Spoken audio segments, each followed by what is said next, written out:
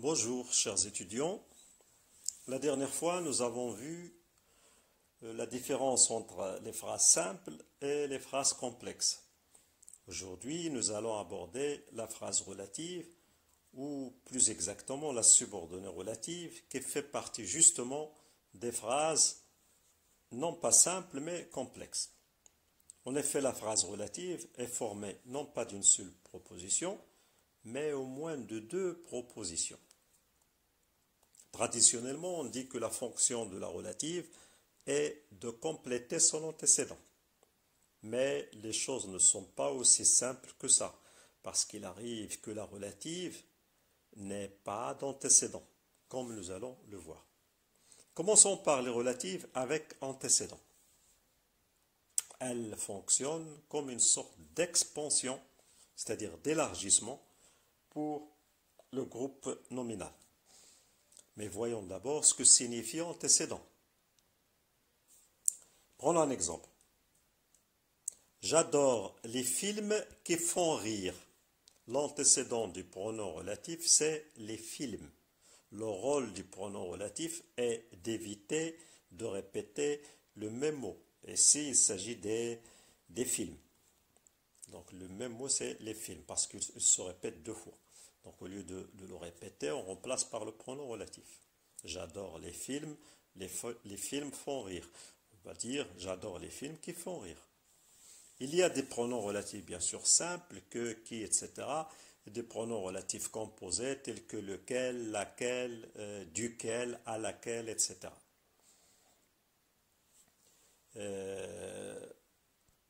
Le processus de formation de la proposition relative, elle est appelée relativisation.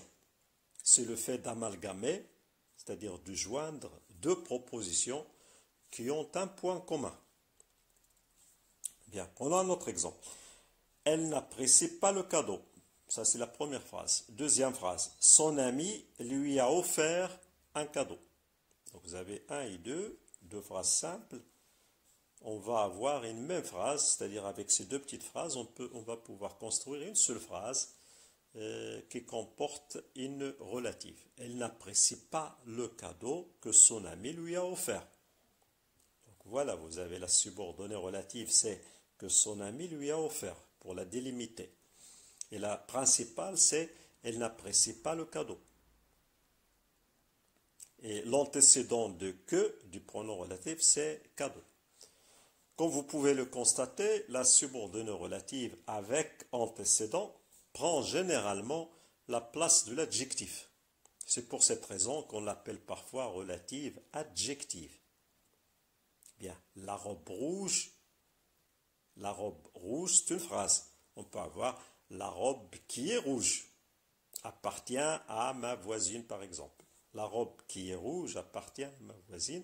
Et là, vous voyez bien que la relative, elle est située à la place de l'adjectif dans la phrase, en quelque sorte. Bien, la relative est souvent enchâssée dans la subordonnée principale, c'est-à-dire qu'elle est souvent intégrée dans la proposition principale. Exemple, le livre qui intéresse cet étudiant célèbre la modernité. Vous avez deux petites phrases. Le livre célèbre la modernité. La deuxième phrase simple, c'est le livre intéresse cet étudiant. Il s'agit donc de l'insertion de la phrase simple numéro 2 dans la phrase simple numéro 1. Et si on cherche à analyser cette phrase d'un point de vue de ses constituants, on peut avoir le schéma suivant.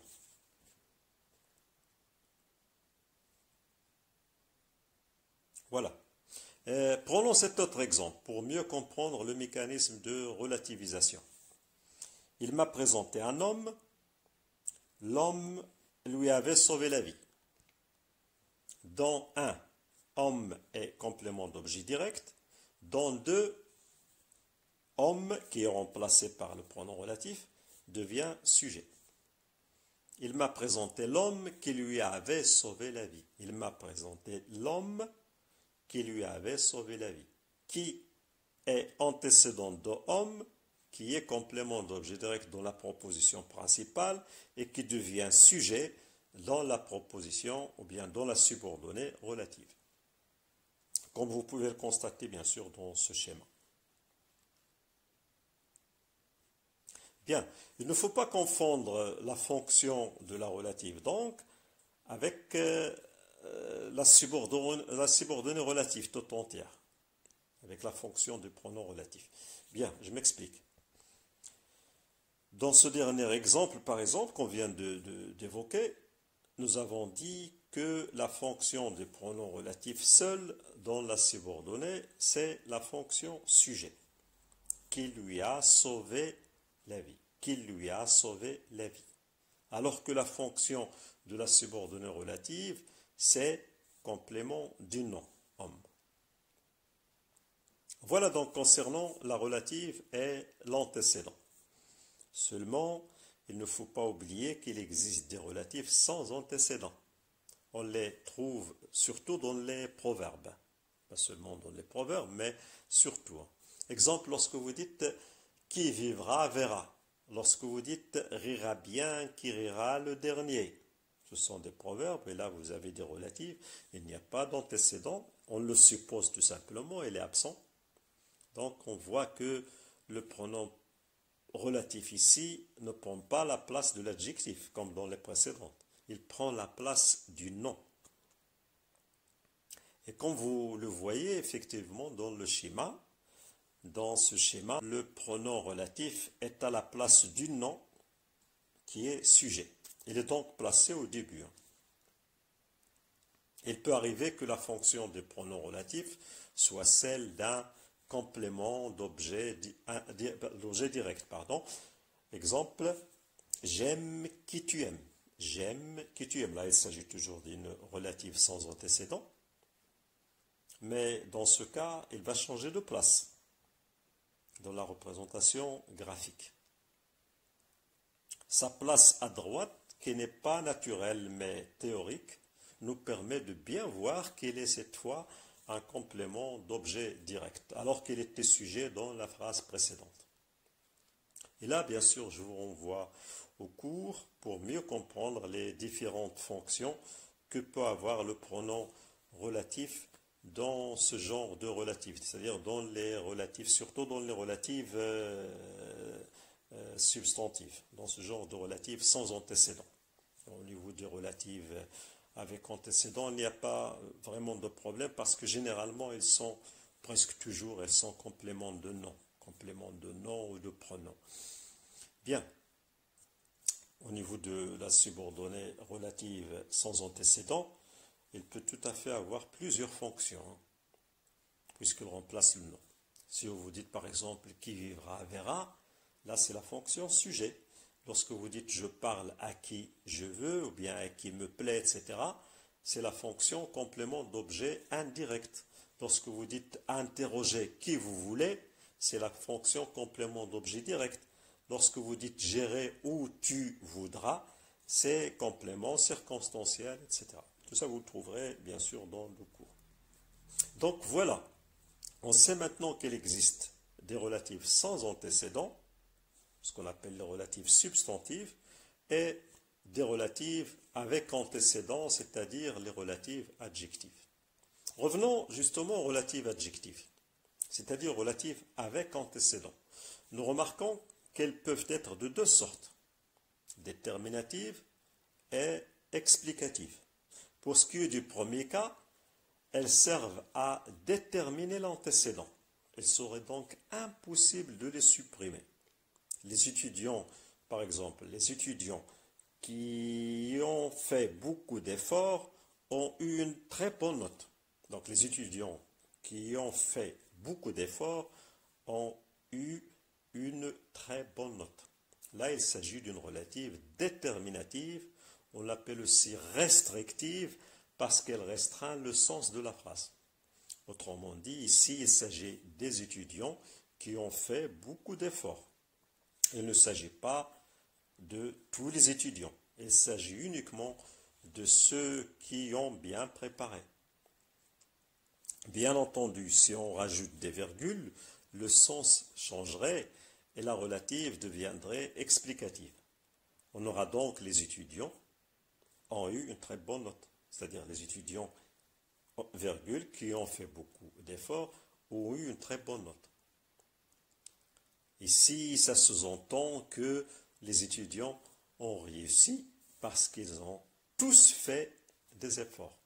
La relative est donc susceptible d'être supprimée puisqu'elle est là juste pour donner une explication. La relative également, elle est explicative dans cet autre exemple. L'enfant qui commençait à se fatiguer nageait avec difficulté. Nous avons l'enfant qui commençait à se fatiguer nageait avec difficulté. On peut la supprimer, on peut avoir l'enfant nageait avec difficulté.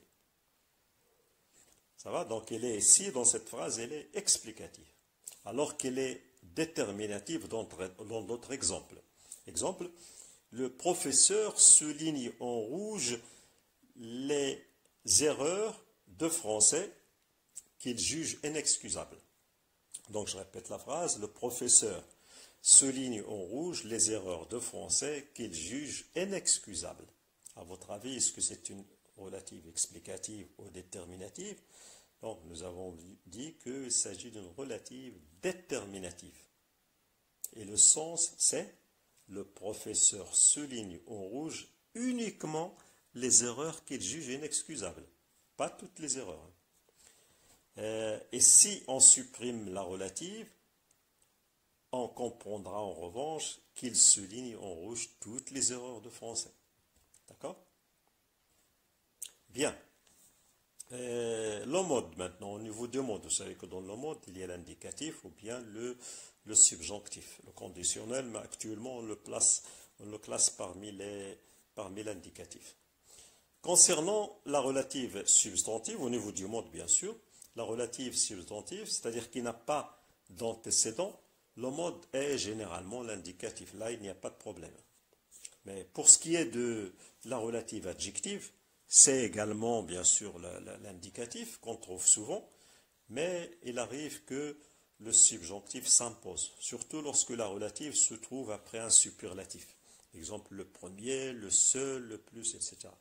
Exemple, les chercheurs ont affirmé que le seul moyen qui puisse arrêter la pandémie, c'est le vaccin.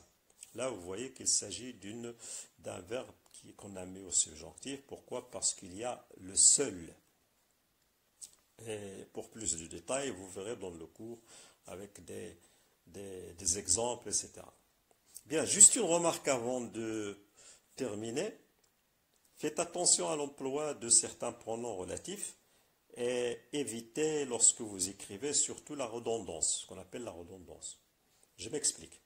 Si, par exemple, vous vous trouvez dans l'obligation d'employer le pronom relatif dont, D-O-N-T, faites attention. Une phrase telle que il parle d'une fille dont il ignore son prénom n'est pas correcte. La phrase correcte, c'est il parle d'une fille dont il ignore le prénom. Pourquoi? Parce que ce n'est pas la peine de reprendre deux fois le pronom, deux fois l'antécédent, parce que D-O-N-T veut dire justement 2 plus SN. Ce n'est pas la peine de le reprendre deux fois, parce que sinon ça serait de la redondance. Bien, autre chose, sur YouTube, l'autre jour, j'ai visionné une vidéo dans laquelle l'erreur au niveau de ce pronom est flagrante. Je vous laisse la voir quelques secondes. Après, je vous indiquerai sur écran d'autres petites remarques ou bien d'autres petites choses à éviter.